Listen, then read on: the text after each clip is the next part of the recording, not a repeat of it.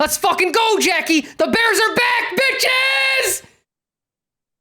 Can you just put that right into the intro? I Just will. you can keep this part too. Because that just got me fired up a little bit right there. All right, welcome into the Bear With Us podcast. I'm skipping the hey guys. I don't even care. I'm already into it. Welcome into the Bear With Us podcast. I'm Jack. He's Frank. As you can tell, Frank is very excited, as well as he should be, because the Bears have been making some goddamn moves. They started off, the legal. I don't even think free agency has technically started yet. I think this is all just the legal tampering window. Tomorrow is the first official day. It's incredible. Tomorrow being Wednesday, the 15th, of course, is the new league day. So all of these deals will get done. Frank and I want to go over all of the moves that the Bears have made. If you're, checking in and you're like, guys, this is your Tuesday episode. Like, why aren't you guys talking about the DJ Moore stuff? We already did that. We did that in our immediate reaction pod. If you want to go take a look, we got that up on YouTube. We have that on Spotify and all of our podcasty places. So if you guys want to check that out, we'll obviously go into a little more detail here today on some of the other moves as well. So Frank, let's just name all of the Bears signings so far, and we will sort of get into it a little bit. Obviously, they started off free agency with coming to terms with TJ Edwards, the linebacker from Philadelphia. They also signed Tremaine Edmonds, the superstar, or star. Maybe I won't give him superstar quite yet, but star linebacker from the Buffalo Bills. They also signed DeMarcus Walker to play, I believe, left defensive end. That's kind of what it sounds like he's going to be playing. Right now, I'm looking at a depth chart that has him listed as the right defensive tackle, but he sounds like a versatile guy. So we'll see what happens there. And then they also signed the former Tennessee Titans right guard Nate Davis to play right guard for them. They've also extended Akari Blasingame, their fullback from last year. And I believe, as we're talking right now, that is all of the moves, unless I'm forgetting one, Frank. Does that sound about right? Yep, I was just getting the tracker up, and that is everyone as of this moment. That could change while we're podcasting, though.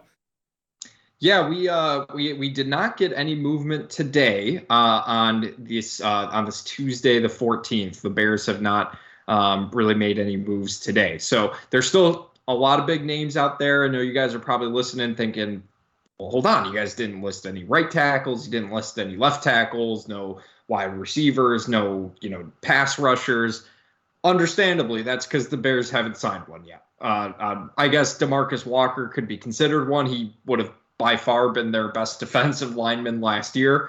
It sounds a little like kind of what happened last year. But Frank, before we get into what the Bears did not get, let's get into what the Bears did get. What was your favorite signing? What's your favorite signing so far?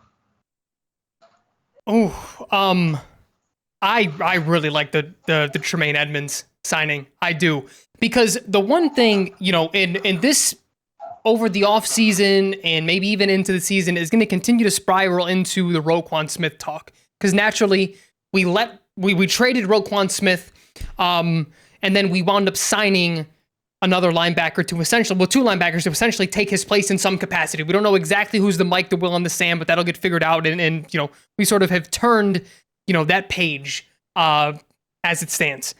But I just look at the way he plays in a similar scheme, just body type wise as well. And he just looks like the linebacker that is needed for this cover two defense. Like, it reminds me of linebackers that Lovie Smith had in the past. I could see him being the middle. I can see him being the Lance Briggs. He's very versatile. Versus when I see Roquan Smith, I see an inside linebacker in a 3-4. Bigger guy, straight line speed, but not like sideline to sideline.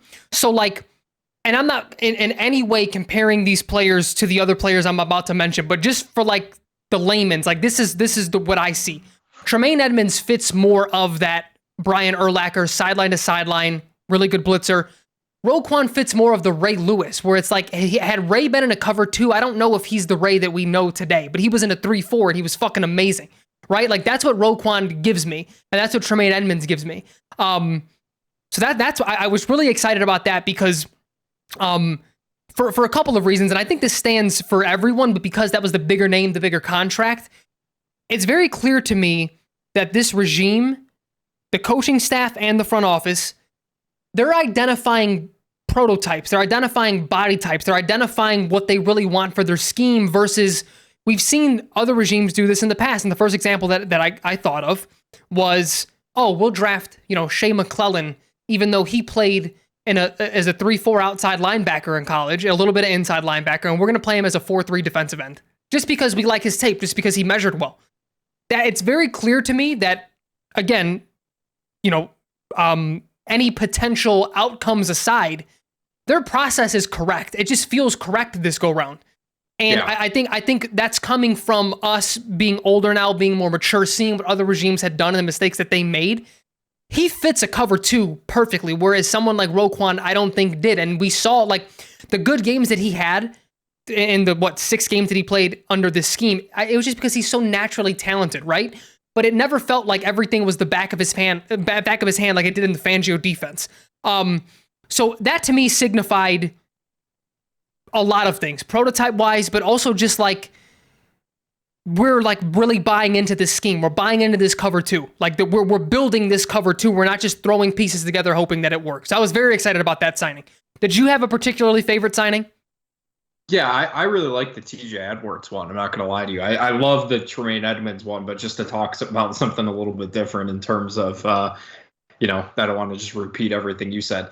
I was listening to some of the comments that people in Philadelphia had regarding TJ Edwards, and basically it sounds like Philadelphia, it really sounds very similar to Jack Sanborn, where the team sort of just kept trying to replace him year in and year out, and he just kept sticking around, and he just kept starting for them. And the last 2 years has never, has finished with 130 plus tackles. Not a ton of sacks, not a ton of interceptions, but he's just a very good tackler. And I think, for the Roquan Smith stuff, it's just, I think about fit in terms of the defense. I think that you're making a very good point.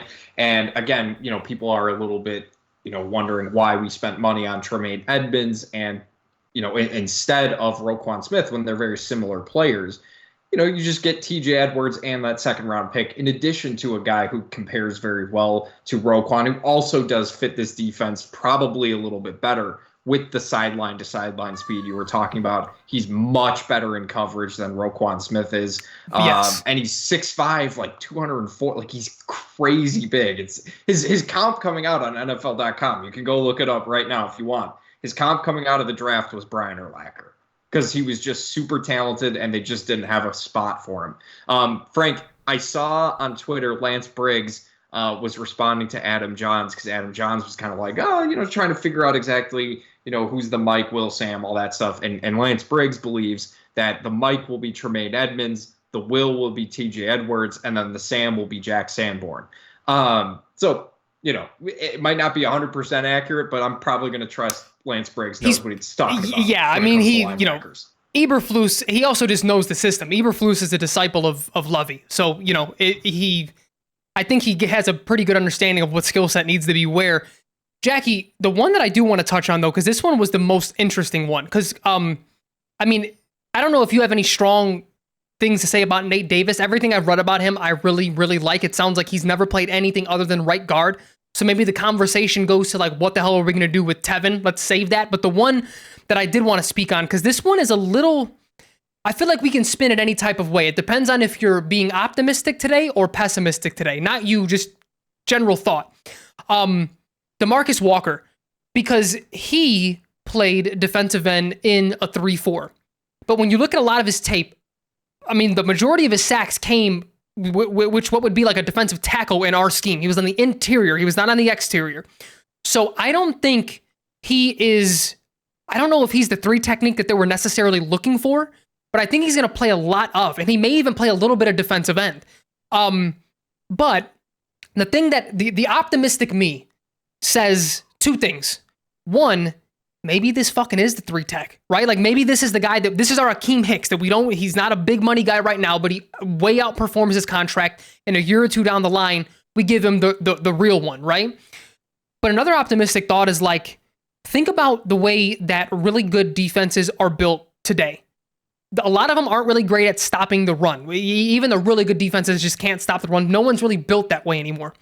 But what they can do is force people to be in 3 and long, 3rd and medium, that type of thing. And then what do you have? You have a ton of rotational pass rushers that you just throw on the field in those scenarios and you get to the quarterback. He signifies that for me. Because to me, this is, I mean, that he was a rotational piece in Tennessee. He had a really good year. I would assume no matter who we draft and sign, his reps are going to go up in Chicago. But the floor of being like just the 2nd and long and 3rd and long guy, he has the talent for that. So his floor to me is extremely high in that role. But then again, like optimistically, you have a guy who may just solve your interior defensive line problem. And now you pair him next to Justin Jones, and now you're working with something, right? Like that's the really optimistic take on it. Yeah, his was interesting because just taking a look at the ages of the other guys they signed, right? Tremaine Edmonds will be 25 this season. Nate Davis, I believe, will be turning 27 at the start of the season. TJ Edwards will be 27 during the season. And then DeMarcus Walker will actually be turning 29. So you can kind of tell Poles was trying to keep it in a certain range. That was kind of the thing with the Jerron Hargrave stuff. People were really kind of talking about him as a potential option for the Bears. He is 30 going on 31. I think if the Bears were going to sign him, Javon Hargrave, I apologize, they were going to sign him, then, it just didn't make a ton of sense. Poles seems like the kind of guy, based off how he's talked, he's really one of guys that you can build with for the future. He doesn't want to just build an instant contender and then be kind of stuck in the same place the Bears have been stuck in for the last few years. So, but I think versatility is sort of the name of the game when it comes to DeMarcus Walker, because you're right, Frank. He did play on the outside. He looks like he can play on the inside as well. And I think the Bears really like that. He's definitely not going to be, I guess he could be, but right now looking at it, it looks like, he's not going to be your all-pro 3-technique guy. But he's a guy who can move around the line and kind of fill in as needed. And it still gives them more flexibility on what they can do in the draft, depending on, if they want to get another pass rusher, which obviously you and I both agree that they still desperately need. They can still do that, but they can go Jalen Carter. They can go Miles Murphy. They can go Tyree Wilson, any of those guys who might be available. Probably not Will Anderson at this point, unless something happens. But Frank, I'm going to be honest with you. The Jalen Carter to number 9 stuff, it sort of feels like it could potentially happen. Yeah. And the Bears should sort of be right there for it. One thing I do want to give information to on is the contract numbers, because we didn't go over that a ton. And then we'll talk a little bit about the Nate Davis stuff as well. So Tremaine Edmonds, the big money earner, 4 years, $72 million. That's 18 per year with a guaranteed signing of 36. It's 50 million guaranteed in total of contract. Nate Davis got a 3-year, $30 million deal, obviously 10 years, with 19.2 million guaranteed. DeMarcus Walker, 3 years, 21 million with 14 mil guaranteed. And then TJ Edwards, 3 years, 19.5 million with 7.9 million guaranteed as well. So nothing too crazy, really. Honestly, Frank, nothing too crazy. They were in on some of the tackles, and we'll talk a little bit about that in a second here. But, Frank, I do want to touch on Nate Davis because you brought up the interesting question. He plays right guard. We know that Ryan Poles was trying to get a right guard last year when he tried to sign Ryan Bates, the restricted free agent, who the Bills then matched, and they tried to go with Dakota Dozier, and then he obviously got hurt and wasn't able to play. Then they slide Tevin Jenkins in. They become away surprised how well he played in that role. And now, with the back injuries, things like that, Ryan Poles kind of secured himself a right guard. So what do you think they do with Tevin Jenkins? The answer is I don't know. What do you want to see them do? What do you want to see them do? Maybe that's a better way to phrase that question. Okay. This is a little bit layered, though, because when we made the signing. We were excited. And here's the thing. I'm not going to sit here and pretend, and neither of us are, because we're not, the fake guys who act like we're going to know. I don't fucking know offensive linemen. So, like breaking down what I think of the actual signing of the player, I can't tell you. I you know what I mean? Like I did not, and none of us do, but people act like they do. I mean, there are people who do, but I just mean like people like the fans like me and you, we're not watching other people's offensive linemen, right? But generally speaking, Nate Davis, I am excited about because we need just fucking warm average bodies at offensive line to be better than what we had last year. But as it pertains to Tevin Jenkins, it's layered because the neck, really. I mean, he has not been able to stay healthy for 2 years. And so to me, if you're asking me, what do I want to do with Tevin Jenkins? I would either move him to right tackle or move him to left guard. Because what he has shown me thus far is he can just play offensive line. And if you're playing to his strengths, you keep him on the interior because he's a mauler. He's a really good a run blocker on the inside. He's shown to be he ended the year at right tackle his rookie year solidly. He started off rough, but he's shown versatility while he's been on the field. He just hasn't been on the field as much as we'd like him to be. That leads me to that layered portion. Are they doing this? Because this is the money to Nate Davis isn't you're automatically our starting right guard. This could realistically be a rotation piece, or we, see if he can play left guard, whatever, right? But I think it does start to add insurance on Tevin Jenkins. You can't. I mean, it was the same way that we thought about Cody Whitehair last year, which he's probably gone at this point, but we can't realistically rely on him. He's shown himself to be injury prone. I think they're scared of the neck. So again, if he's healthy, I say you play him at right tackle because Larry Borum just was not it. You make Larry Borum like the swing tackle, the backup guy. I think he's good in that role. Or you put him at left guard after you sign or draft the right tackle, which I think that's what the Bears are leaning to do at this point. But the signing, and on day one of a right guard, I think was pretty telling for what they think of Tevin Jenkins, and I don't think that's skill wise. Ryan Poles came off very impressed. He said that explicitly in interviews all throughout the offseason. But again, they have to be realistic about this thing. He just hasn't been healthy, and I think that's what that signing signified. Yeah, and it's interesting because we know that the Bears sort of got into a bidding war for Mike McGlinchey, and we can start talking about some of the other free agents that signed as well outside of Chicago. Mike McGlinchey signed with the Denver Broncos, 5 years, $87.5 million, with $50 million guaranteed at signing. Like that, well, not at signing, but guaranteed over the terms of the contract, which is like, for a right tackle, man, that's kind of wild to me. I've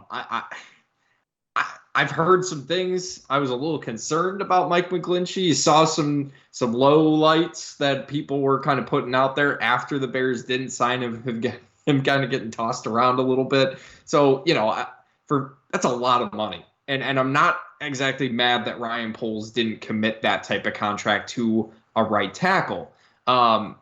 What's kind of interesting, Frank, right now is the Bears are trying to, and this is from Adam Schefter earlier today, they are interested in Orlando Brown Jr. as we expected them to be. The difference, what we didn't expect, is that the entire league, according to Adam Schefter, views Orlando Brown as a right tackle. Orlando Brown is trying to get left tackle money. The reason that's interesting, Frank, is we knew that the Bears had a need at right tackle, right? Even if, regardless of what they did along the line, we knew at some point right tackle was a huge focus. We knew left tackle could also be invested in as well. They seem to think that Braxton Jones is their starting left tackle. Like, I have not been convinced of anything else at this point. They're just trying to fill right tackle. That's their biggest need right now. To me, if they're not willing to pay Mike McGlinchey, Jawan Taylor, who ended up going to Kansas City for a 4-year, $80 million deal with $60 million guaranteed, that's left tackle money. Oh, and he's projected to play left tackle there as well. And that's the thing. So he's going to play left tackle. The Bears could have signed him to that deal if they wanted him to play left tackle. The Bears probably could have had a deal done with Orlando Brown Jr. if they wanted him to play left tackle. Yep. To me, the fact that they haven't paid him and that there's this disconnect tells me that the Bears want him to play right tackle, which means, connecting some dots, they believe Braxton Jones is their future starter at left tackle. Yeah, and again, Jack, this is something that we said last year. He had some lows, but he was a rookie. And I think all in all, if you sum up what his rookie year was, he was an average left tackle. He wasn't awful, and he wasn't great. He had some lows. He had some really high highs, especially earlier in the year. I don't think people understand how valuable it is to just have an average left tackle, because there's not even very many of those. It usually is like the elite of the elite and then really bad. And then like average sort of gets skewed because then you're paying an average left tackle huge money if they make it to the market. And, you know, that sort of, you start viewing them in the lens of being bad because of the money that they're making and the cap hit that, you know, they have, that your team is paying to have them. So, and I think, did I say this last week, or were we texting about it? I think I texted you, like, I would not be shocked if we don't move off of Braxton at left tackle. Like, the same way that we were talking about, like, Sanborn has to be a starter next year, you that's irreplaceable at this point, to have a starting level rookie under contract when you have this many holes on your team. But the Orlando Brown thing is really interesting because this was his problem in Baltimore. They wouldn't let him play left. I forgot who they had at left tackle at that point, but he wants to, I mean, linemen aren't stupid. They know left tackles get paid more than anyone else on that line. So he moved from right to left with Kansas City after they traded the first rounder for him. And now the league is saying, we don't think you're as good of a left tackle as you are a right tackle. And what I think is going to have to happen is, I wonder what the discrepancy of the highest paid right tackle is to the highest paid, or maybe even like average left tackle, and you meet somewhere in the middle. We will make you the highest paid right tackle, but you're still not getting paid like a left to play the right. And if he can come to that, or if he's just going to hold out and wait to see if someone wants to play him at left. Like, at what point is he so adamant about playing left tackle that he takes like a 1-year prove it deal? You know what I mean? Like, because that, I think everyone would want to sign him to that type of deal. If people were sort of scared to pay him long-term money to play left tackle. So I don't know, that whole thing is interesting. But as soon as I saw that the money come out for McGlinchey, and then we heard that Jawan Taylor was going to play left tackle, that was off the, you know, that was never in the plans, I don't think. But that McGlinchey contract, yeah, there's no way that I wanted Poles to pay that. That was a little absurd. Yeah, well, it's so, Frank, I just saw, I don't know if you saw this about a half hour ago. The Falcons re-signed Caleb McGarry, their right tackle. I did not know. You know, I don't want to get too concerned, but the Bears are sort of starting to run out of options when it comes to the right tackle spot. I still think Orlando Brown makes sense with the Bears, but my question is starting to become, Frank, the Bears have been linked to Peter Skoronski. They've been linked to Paris Johnson, the two offensive tackles, the top-rated offensive tackles in the league right now, or in the draft, I should say, not in the league. They're not in the league yet, but they are the top two, you know, offensive linemen in the draft currently, and or at least looked at like that. I really kind of wonder, like, at what point does Ryan Poles say, you know what, I want Braxton to be our left tackle. I don't want to pay left tackle money for a right tackle. I don't think that makes sense, because something we've seen with Ryan Poles and how he's structured a lot of these deals, it's value. It's all about value. He's not going crazy spending money on guys he doesn't think is worth it. And I think you see that when you don't get guys like Draymond Jones, who went who the Bears were not able to sign, who went to the Seahawks, I believe, if I'm not mistaken. That one hurt. Mike McGlinchey is the guy that they didn't sign. Javon Hargrave, who they didn't like. It's all about value for Ryan Poles, and I'm being honest, Frank, I really like that about him. One of the things you and I really talked about this offseason was, don't be surprised if not all of the money is spent this offseason. There are way too many fucking holes on this team to just fix everything in 1 year. It was never going to be realistic.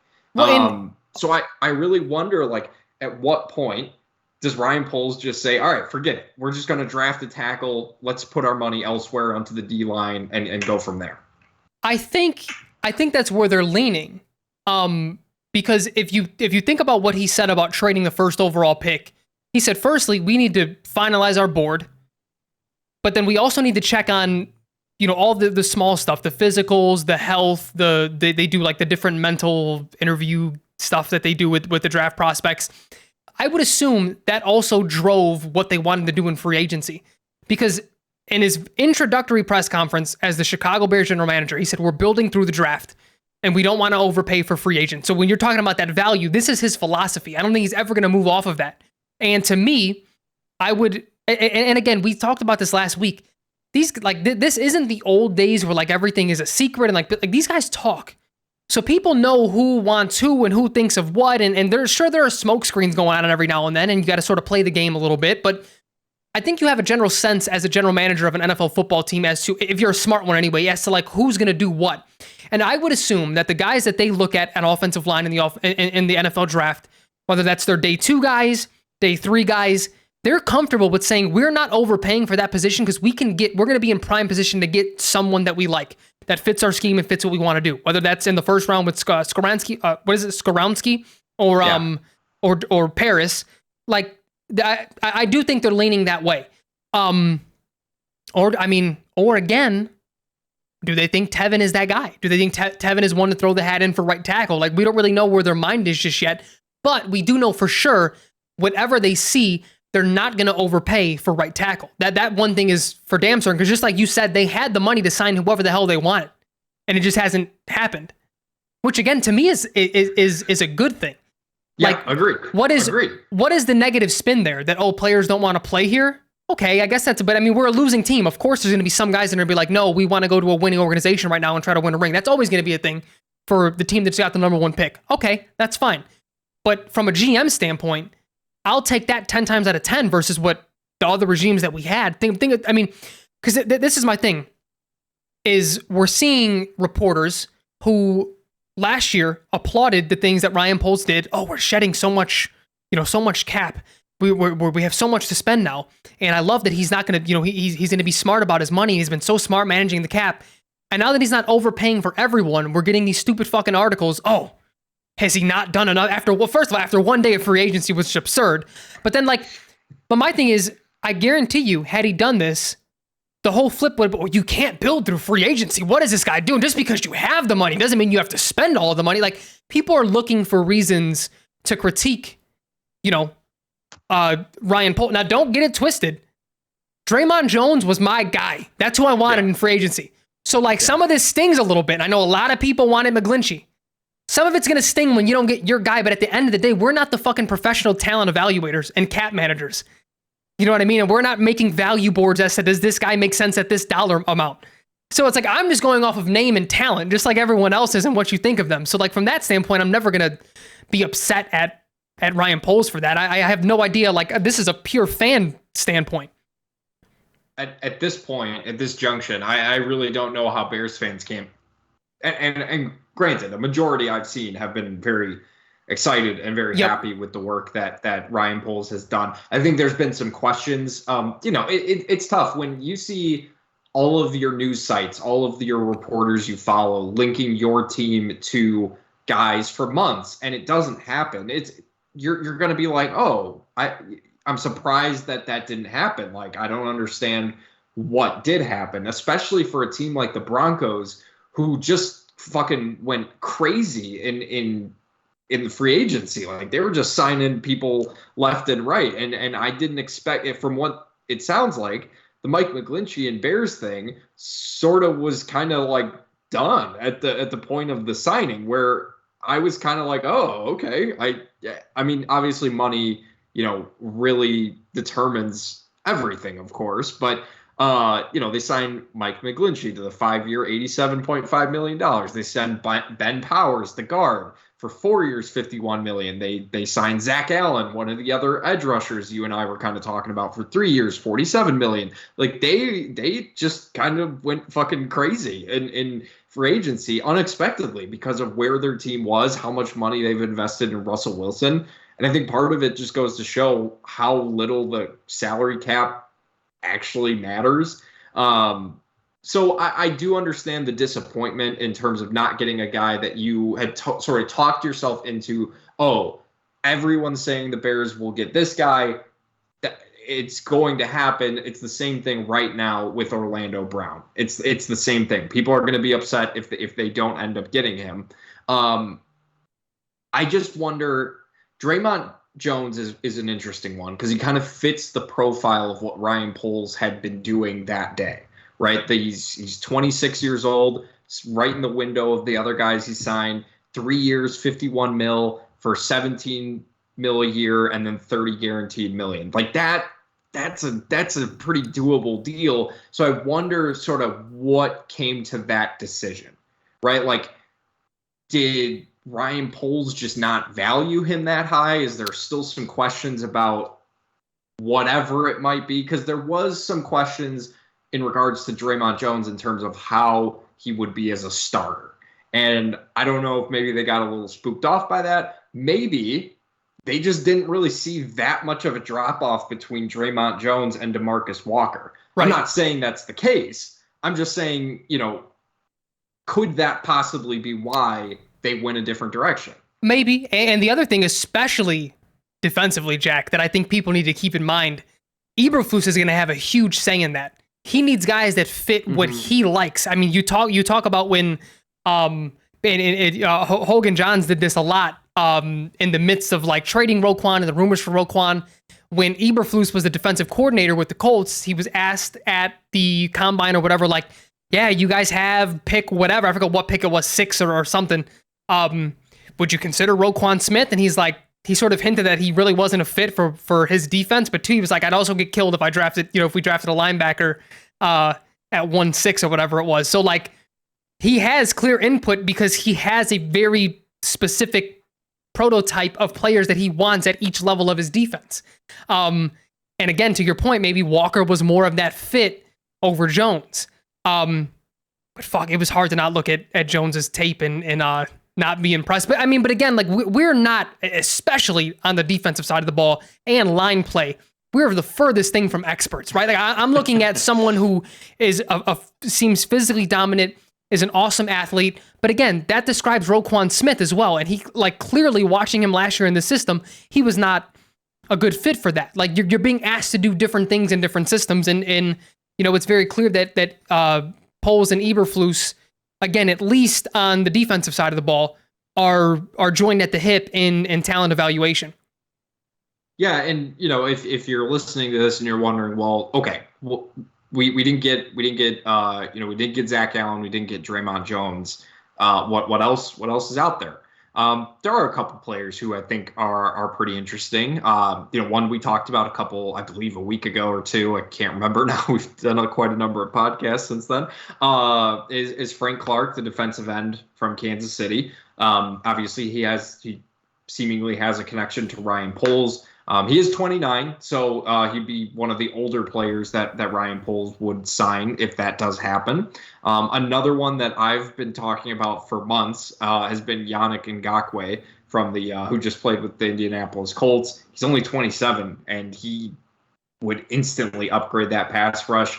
I think that could be a really good fit. And then, Frank, one thing I do want to mention, just in case it does happen, I'm not saying it will, but just in case it does, I want to be the podcast that had said it.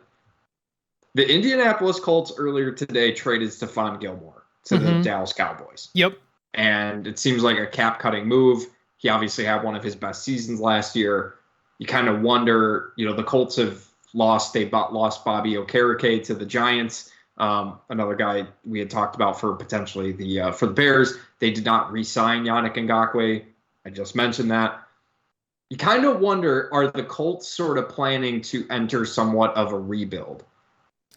If that's the case, DeForest Buckner, maybe you make a call to Chris Ballard and say, hey, 3rd-round pick, get that done. One of those 2nd-round picks, get that done for DeForest Buckner, because DeForest Buckner is going to be turning 29 this season. He will be 29 years old this season. And seeing, that's where having all this cap space is great, because maybe a 3rd works, but we'll take on the full contract and we'll give you a fourth. That Or means fifth. something, or fifth, right? In these trades where if you are totally hitting the reset button, you want to be in the position that the Bears are in a year or two where you have all this money. How do you do that? Getting that dead money off your books immediately through a trade. That's the easiest way to do it.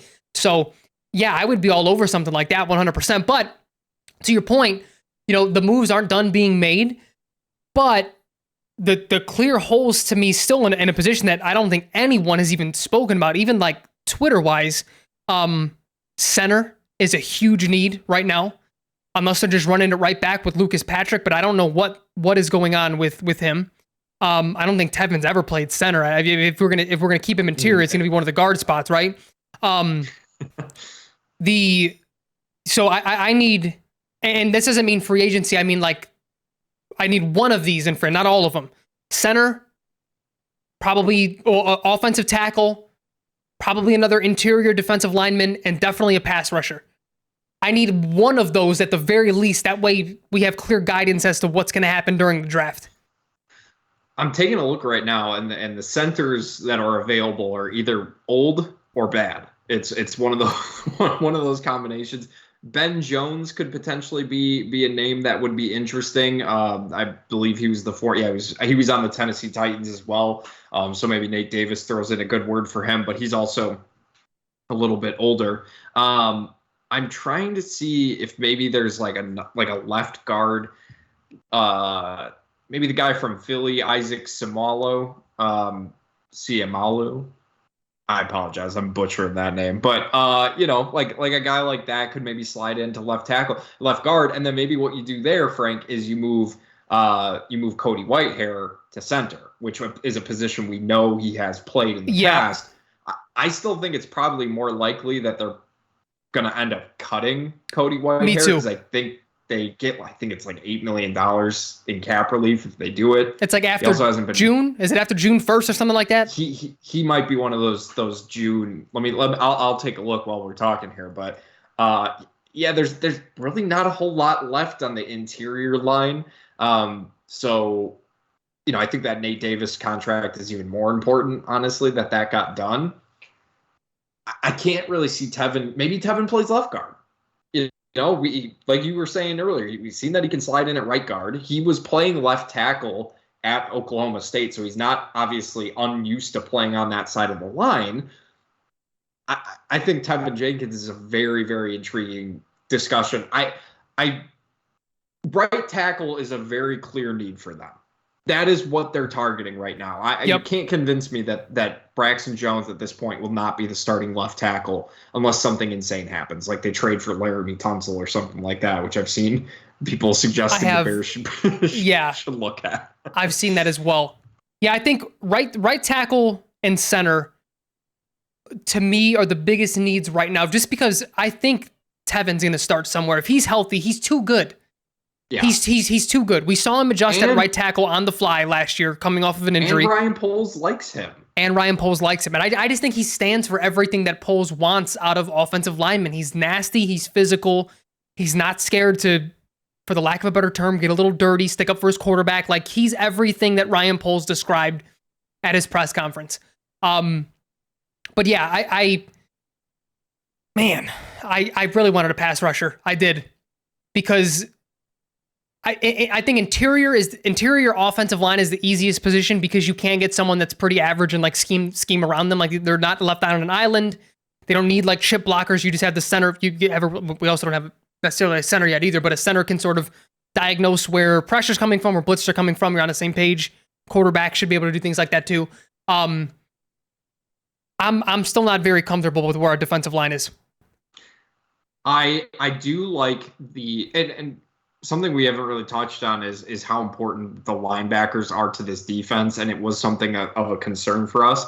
I do like that they didn't. I know you would have been okay with it in terms of Sanborn just getting a starting job because you thought he played well enough to earn it.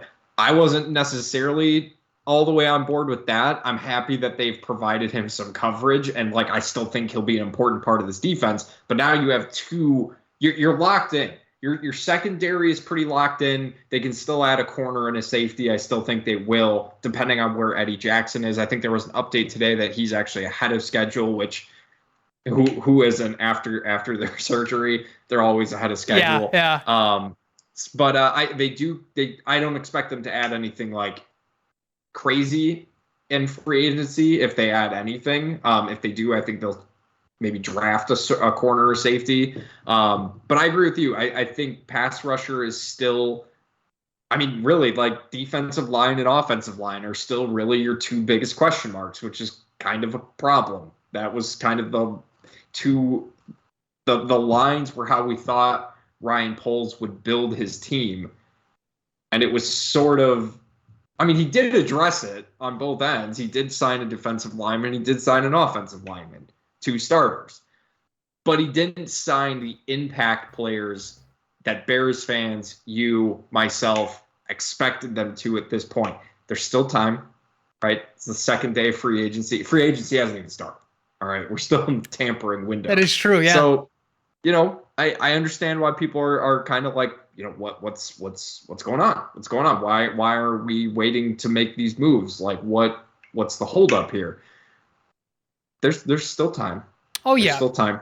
Ryan Poles, maybe he does go into the draft and want Jalen Carter. Maybe this is helping him determine really what he wants. This, Frank, is why I'm so glad that he got this deal done. The trading back to the number 9 pick with Carolina before free agency started, because now he's able to sort of formulate a plan who he thinks will be available at 9, what he's willing to sort of pay. If he's still at 1 and he's not sure what deal he wants to take, maybe he does offer left tackle money to get Orlando Brown here to play right tackle. Maybe he does. Yeah. But now that he has kind of a better plan, he can sort of value guys the way he wants. No, I totally agree. And I think I'm more worried about the D-line than I am the O-line, because for me, this is just me. I don't obviously don't know if Ryan Poles feels the same exact way. I am okay with getting 1-year stopgap veteran average type of guys on the offensive line, or even like overspending a tad bit for average, because that's what you need to surround your quarterback to help him succeed. The D-line, well, let me finish that and say there's usually guys who get cut in OTAs and like there's that out there generally speaking. So like if we don't get Orlando Brown Jr., it's sort of, it is what it is, because there's going to be some serviceable guys. They're not going to be him, but they're going to be serviceable. But defensive line, that doesn't usually work that way. We just saw this happen with Al-Qadim Muhammad. He's supposed to be the serviceable guy, and he was horrible in a Chicago Bears uniform. So I think that's what makes the Jones thing sting harder. So like the more I'm thinking about it, like if Carter's there at 9 and Paris Johnson's there at 9, we got to go Carter, or even like Tyree. Like we have to go edge rush or interior. We have to go defensive line over offensive line, I think, because I do think they're going to add a tackle that's either really good in Orlando Brown or 1 or 2 that are serviceable at worst. Yeah, I want a pass rusher at this point, Frank. Who? Well, I mean, is the only one out there Ngakoue? Ngakoue, Frank Clark is still out there. Frank Clark, that's right.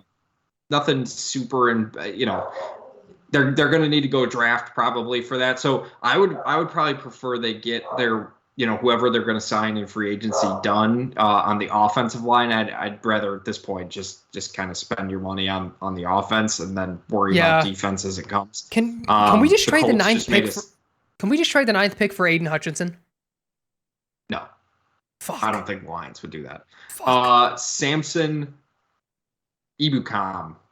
I feel like I've heard that name. He was from the 49ers. He signed with the Colts 3 years, $27 million. So another defensive lineman off the board. I'm not sure if the Bears were really in on that. But there are a couple other things that we did want to talk about. Some other names that throughout free agency and some other moves that have been made, because there's been a lot of activity outside of Chicago. Obviously, we talked about Derek Carr being signed by the New Orleans Saints, called that one. Jimmy Garoppolo signing a 3-year, $72 million deal to join the Las Vegas Raiders. Devontae Adams, not exactly happy about that. Like, that's so funny to me, Frank, that they went from Derek Carr, who was best friends with Devontae Adams, the whole reason they joined, that he came to the Raiders in the first place. They spurned him for Jimmy Garoppolo. And now I'm not saying Jimmy Garoppolo isn't a better quarterback than Derek Carr. You kind of look at the numbers, you could probably make the argument that he might be.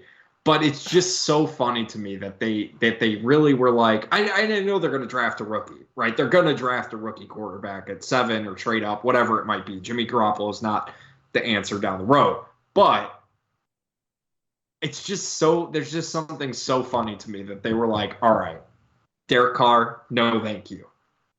Come on down, Jimmy Garoppolo. We know you're coming off an injury.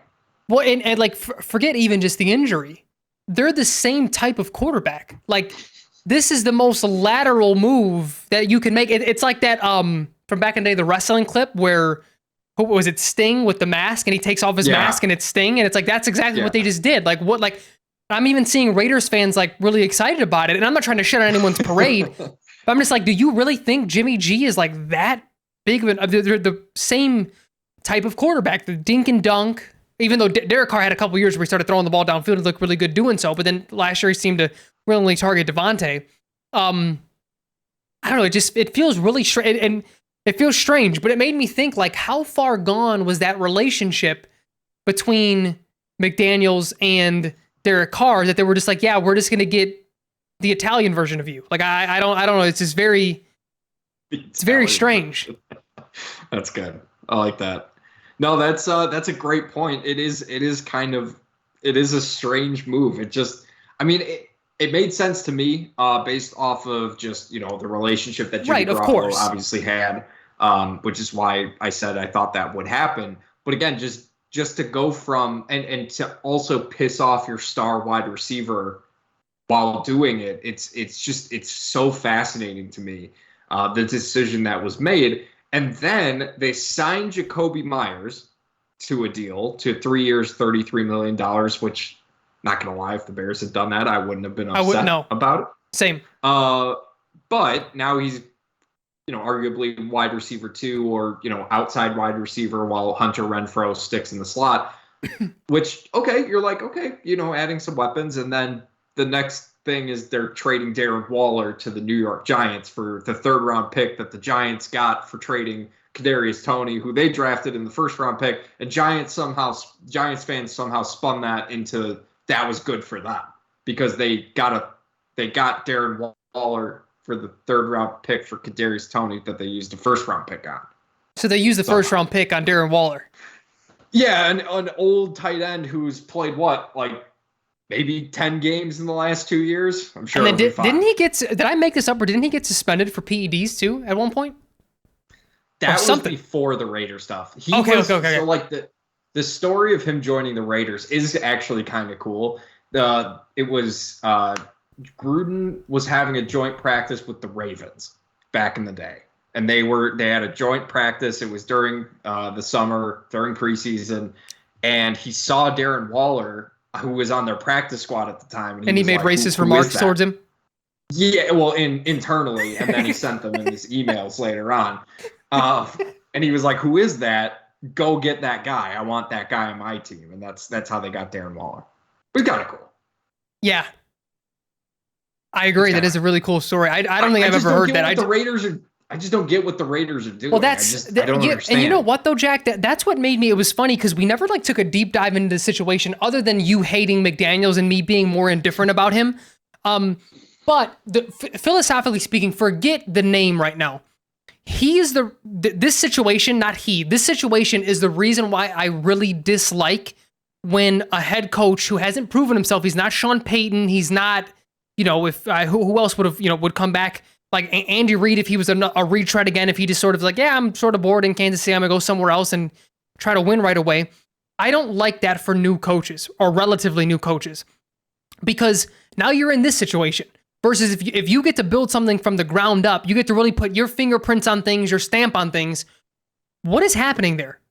You're like in flux now because you had this, not a rookie head coach, but basically a rookie head coach that was here to win now with Derek Carr and Devontae Adams, and it doesn't work out.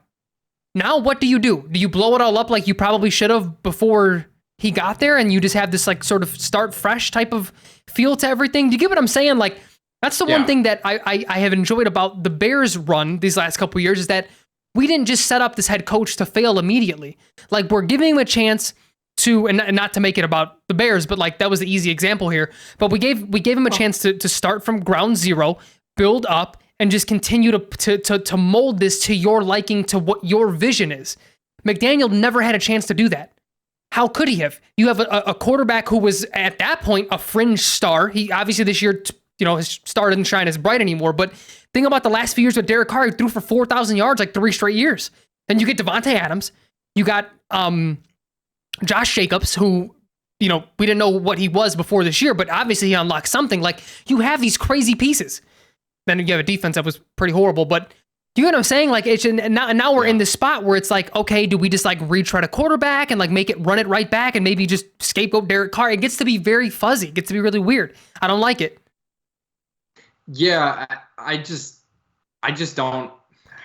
The Raiders are just one of those franchises that are they just spin their wheels. They seem directionless, right? Things.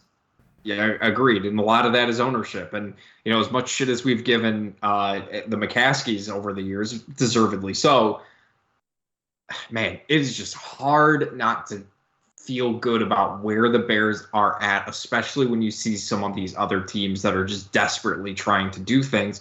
One of those teams being the New York Jets, who have just bent over backwards for Aaron Rodgers, or bent over forwards, and, are preparing to receive him on their team. Take that as you will.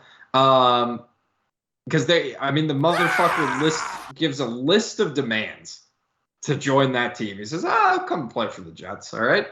But I want my weapons. I want Lazard. I want Mercedes Lewis. I want Randall Cobb. And, I want Odell Beckham Jr., baby. And the Jets gave Alan Lazard 4 years, $44 million. So, it's working. It's good for him. Why, Frank? Why are the Jets doing this again for a 39-year-old quarterback who just missed the playoffs last year? You know what? Hey, hold on. I've said it multiple times today. I'm going to say it on our podcast as well because I want to put it out into the ether. For the last 3 years, all we've heard is, oh my God, the Packers just can't get Aaron Rodgers weapons. They refuse to get him the tools that he needs to succeed. It's such a travesty. Of course he'd want to leave the Packers. They don't try and help him. Then the motherfucker wants to leave, and he asks for the same exact weapons that the Packers gave him. I don't understand. What does he want? I don't get it. I do not. This man it's just so annoying. I've never disliked an athlete more than him. I haven't. I've disliked athletes more than him. It's really strange though, because any of those receivers that you just named aren't better than the Jets' top 3 receivers. Potentially, maybe this one's going a little too far, but potentially top 4, even though Braxton Berrios is leaving. But I'm taking Elijah Moore. I'm playing out the rookie from last year, Offensive Player of the Year. Garrett Wilson, and Corey Davis over Alan Lazard, Randall Cobb, and Odell Beckham. Especially because Odell Beckham's coming off a second ACL tear. Like, what are these demands? Are you like going to just be pushing these young receivers out of the paint because you want these guys? Like, very weird. Oh, and Lazard was a part of that as well, who is now a Jet. That was really, really fucking weird. I'm going to be honest with you. Does it surprise you though with this guy? No, it doesn't surprise me, but it does not come across like, these are the guys that are going to help us win a championship. This just comes across as like, I have all the control in the world. I'm going to show how much control I have in this situation. Does it not? Doesn't it feel like manipulative? Yeah. But that's my point, Frank. I don't understand why the Jets are doing this. Like, yes, I understand that they need a quarterback. They need to solve their issue at quarterback, and they don't want Zach Wilson to be that quarterback anymore. I do understand that. But, man, like, after all the shit he's been doing, like, with the Packers, how does that not just turn you off from him, like, completely? I don't get it. And I see all the Jets players super excited for him to be a part of their team and like all this stuff. And I'm just like, just be careful what you wish for, because I just don't see a scenario where this ends up playing out like him winning a Super Bowl. I don't know. Jackie, I don't know, man. I get what you're saying, because on one hand, part of me is like, all they needed was average quarterback play last year, and they were Super Bowl contenders. That defense is nasty. Those weapons they got on that offense are nasty. They got a really good team. They're quarterback away. But if for as average of a year for Aaron Rodgers as it was, he still made some of those throws that were like, holy fuck. He was a little more inconsistent than usual. It felt like 2018 Aaron when he was dealing with that knee injury. My knee. But he still got a little bit of the juice left, man. And part of me just feels like he had the meeting with ownership there. If I was the owner, what I would be wanting to know from Aaron is be straight up with me here. What is wrong in Green Bay right now? Because I can see that you still have the physical talent. What is keeping you from mentally still being there? Because it's clear to me that you've checked out in some capacity. Talk to me. Is that going to be? Are you just not in love with football anymore, or was this situation in Green Bay just irreparable? And you being a human being is just like, I'm sort of done here. I'm silent quitting. You know what I mean? Like that's what I would need to know. And if I got the answers and I got the attitude that I wanted out of Aaron Rodgers, I get why you do maybe a little bit extra. But again, that's a separate thought to me than Aaron just doing this to get inferior weapons than what they already have. That's the weird part. Like, had he said OBJ, okay, fine. OBJ can play in the slot, get him in there. But like, you want Mercedes Lewis? Why? Like, what are we? You want Alan Lazard? Why? Like that's the weird thing. Like, I don't know. I don't understand that angle from him, but I understand the angle of like, okay, we'll do a little extra to get you because we need a good quarterback. But you're already having these conversations with a guy who just spent 4 days in a darkness cave. And then he comes out and he says, all right, I've come out of this darkness cave enlightened. I want all of these weapons. Give them to me or I'm not coming to your team. What I don't understand, Frank, is they're literally just doing what they did with Brett Favre. It's the same fucking thing. I don't get it. The Jets team to me is a little bit overrated. I think people are really just, yes, they do have good players, but I don't think they're Aaron Rodgers, 39 years old, away from winning a Super Bowl. They're still in a really good division, and they're still in a really good conference. It's not the NFC. If it was the NFC, sure, I'd probably understand it a little bit more. That's a little more wide open. But you're in a division with the Bills and the Dolphins, and you're in a conference with fucking Patrick Mahomes and Joe Burrow still. Like, put it this way, Frank. If you're the Jets, and I get it, you don't want to just be like, oh well, we wouldn't beat them anyway, so we'll just throw Zach Wilson out there. I'm not saying that, but how confident would you be as a Jets fan if this was the Jet with Us podcast? Which is a good sound name. How confident would you feel if you were a Jets fan and your team had to go through Josh Allen, Joe Burrow, Patrick Mahomes to get to a Super Bowl? Not just win one, not even win one, but get to one. How confident would you be? You were talking like on a scale of Malaysia Airlines to 10? Yes. No, as a Jet? I'd say even like Spirit might even be closer to Malaysia. Okay. It would be, that defense is really fucking good, Jack. It would be like a 6 or a 7 if you had competent play.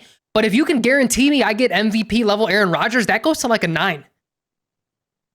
Because are you guaranteeing that? Well, no, you can't guarantee it. I'm just saying in the scenario that you could, if you tell me I get 1 year of MVP level Aaron Rodgers, I would really like their chances. I mean, it sounds like I like the roster a little bit more than, probably a lot of it more than you. Because I do think had they had like a healthy Jimmy G or a healthy average starter, I mean, even put like a healthy Teddy B over 12 games or 17 games. If that was the case, then why didn't they just get Jimmy G? Why didn't they just get Derek Carr? That was the point that I made earlier. Is that's where I think you're at right now. Was like, if they really think that, why are they doing it? I think they want someone. It's not about what they need; it's about what they want. They want someone better than that. And even last year, Aaron is better than those guys that we're naming. Agreed. I just don't know. If I'm the Jets, I'm just not. It's just like you're putting all of your cards on the table for a team you just built. Like, granted, you can't wait forever. I'm not, if you have a chance to win, you should go and try to win. Right. But let's just say I'm much happier with where the Bears are at. Much happier. Like, could you imagine if the Jets had just drafted fucking Justin Fields at 2, like they were supposed to, or if they wouldn't have won an extra game and had Trevor Lawrence and then built their team like this? Could you imagine could you imagine if Carolina didn't take a cornerback over Justin Fields? They wouldn't have to trade up with us. We can make a whole if we get bored and there's nothing else to do, we can make a whole if your team drafted Justin Fields episode. And just all the ramifications from all the stupid ass teams. Denver's another one. Time with what is he? What does Russell he call Wilson? himself? Mr. Unlimited. Mr. Unlimited. Mr. Unlimited. Yeah. There's a lot. I mean, even the Niners. Even the Niners. Maybe you don't trade all those picks for Christian McCaffrey. Maybe you do. Have a really good running game still, but. Well, no, they signed your boy Sammy Darnold. He'll be back to being QB1 in no time. Forget Trey Lance. Forget Brock Purdy. It's Sammy Darnold. That is an interesting signing. Why? Why do I feel like it's going to work out? Why do I feel like he's going to have like a Pro Bowl season? I don't even think he's going to start. Unless there's injuries. Man, like, here's the thing with the 49ers. You can count that they'll need. Listen, maybe that's the strategy. You get 3 starting quarterbacks at the very minimum because you're going to need them for some reason. You're probably that's right. What the 49ers do. They just need people and play with that defense. But no, I think the free agency period has been very strong. It's been very entertaining. I've had quite an enjoyment out of myself. Just kind of the moves that have been made. I'm very much looking for. I've been refreshing Twitter the last 2 days, like every 30 seconds, just because I want to see what Ryan Poles does next. Frank, is there anything else that you wanted to talk about before we get out of here? I don't think so, man. I don't think so. I mean, Larry Ogunjobi contract. You've said about that? 3 years? No, I think. Good for him. Oh no! From his standpoint, absolutely. That's amazing to come back. Whatever I don't even know if we knew what the injury was. That made him fail the physical. But yeah, for him, 100%. But I did see some people like, well, we should have been in on him again this year. I think you sort of burned that bridge when you signed him to a huge deal and then told him rescind it. Off. Yeah, I don't think that was a possibility. But no, I mean, overall, I love what Poles is doing, and I don't want anyone to take the end of what we talked about with the Bears free agency. It's like, oh, they're talking about the negatives. That just shows how many holes that the Bears have. And again, they could have literally signed whoever the fuck they wanted to this offseason. I didn't want that to happen because that's not how you build a winner. I'm really looking forward to the other smaller signings that are going to happen now. I think the only big one that's up in the air is Orlando Brown. But then I'm just looking forward to the draft and seeing what they're going to do. I've seen some possibilities of drafting or trading back out of 9, maybe recouping another second round pick. I've seen that we're still not out on who's the receiver from Ohio State. Jackson. Why do I keep forgetting his name? Jackson Najiba? Yep. Jackson Smith Najiba. Yeah, I mean, it's a fun one to say, dude. It is. Yeah, Frank, that is something I guess I did want to talk about a little bit more. It's just the wide receiver spot. I would not be mad if the Bears continued to add, because just acting like the top 3 are locked and loaded, everything's good and grand and all that stuff. I don't necessarily agree with that. Darnell Mooney's coming off an injury. We don't know how he'll look playing more in the slot, if that's where he ends up playing. DJ Moore doesn't really play the slot a whole ton. And obviously Chase Claypool really doesn't fit in there as well. So it's going to have to be Mooney. So we'll see exactly what that fit looks like in this offense moving forward. I still expect them to add a wide receiver at some point, whether it's a smaller name guy on the free agency, if they trade for one potentially, if they trade for one of those Jets. If the Jets do bring in everybody they want, Elijah Moore, he's going to be like the wide receiver 6 on that team. He's happy now, I guess, but who knows what'll happen down the road. If he asks for another trade, maybe the Bears make something happen there. I expect the Bears to add to that position as well. But just to kind of piggyback off what you were saying real quick, I have been very impressed with Ryan Poles. One of the biggest questions, when the trade happened was, okay, he's got the draft capital. got the cap space. Thing you and I both said was that there's still work that needs to be done. You had some question marks about Ryan Poles after last season in terms of his free agent bargain bin shopping. None of those guys really panned out, outside of Jack Sanborn, of course. His draft class, he literally just brought in a bunch of guys who are younger than his wide receiver, than his rookie wide receiver, first year wide receiver in Velus Jones. So, but I think, of course, there's still draft questions left to be asked. But I just like that every move he's made has made sense.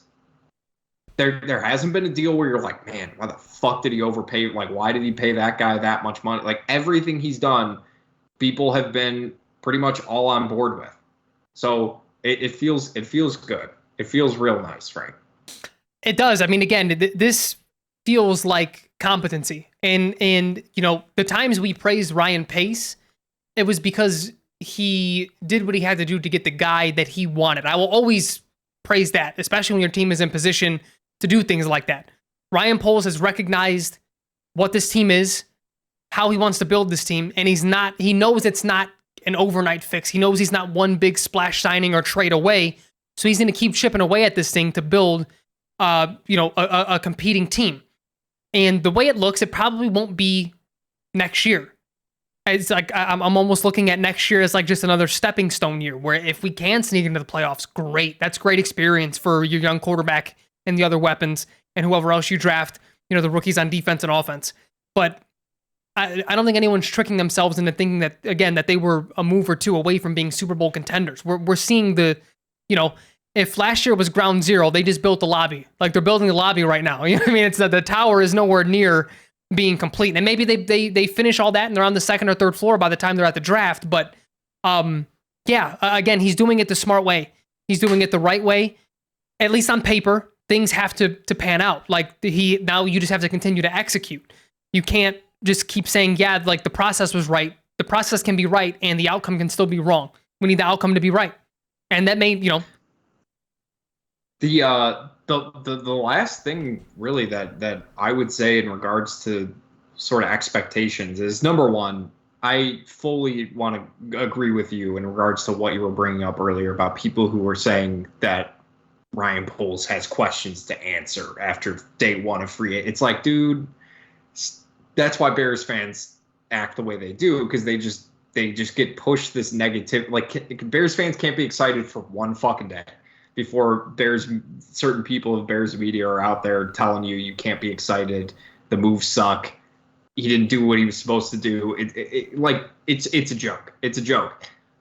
We told you they're probably not going to spend all their money, and this is going to be a couple of years of rebuilding. However, Frank, with the signings they have made, with the trades they have made, this team might be competing this year. Now, what does that look like? Are they, competing to win the NFC North? Are they competing for a wild card spot? Are they competing for a Super Bowl? I don't know. What I do know is that the Eagles turned it around in one season and just went to a Super Bowl with the development of their quarterback after trading for A.J. Brown, and a move that you and I sort of compared to the Bears getting DJ Moore. It's not exactly the same. DJ Moore is not A.J. Brown. They're not the same player. Not saying that. Well, but hold on though, Jack. I have seen that. Hold on. I have seen that. And while I agree on the surface, A.J. Brown wasn't A.J. Brown until this past year in Philly. That's not wrong. We knew the talent was there, but in Tennessee, he wasn't allowed to flourish in that same way. And I'm not saying that DJ is that, but I'm just saying with a new quarterback and a new system, he might fuck around and be better than what people already think he is. The Bears don't have their Eagles offensive line either. Well, that's true too. They also don't have Devonta Smith as their second wide receiver. They don't have Dallas Goedert. They have Cole Kmet, which is it's not a bad thing. No disrespect to Cole Kmet. We'll see if they add at that position. Maybe they do. But I think the Bears could be in a position to really compete in the NFC just overall. I'm not sure quite what that looks like. You kind of look around the rest of the NFC, like the Rams are basically fucking dead. Like they're trading everybody. They're done. The NFC South, who the fuck knows? You know, Baker Mayfield, Jacoby Brissett might be both starting in Tampa Bay. Not quite sure what's going on there.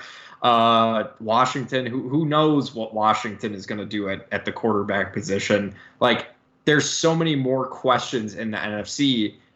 The Packers, how will they look if Jordan Love is their starter? The Vikings just kind of lost a lot of people as well. Like, I don't know, man. Like the guys the Bears are signing are sort of in their prime window, like 26, 27, 28.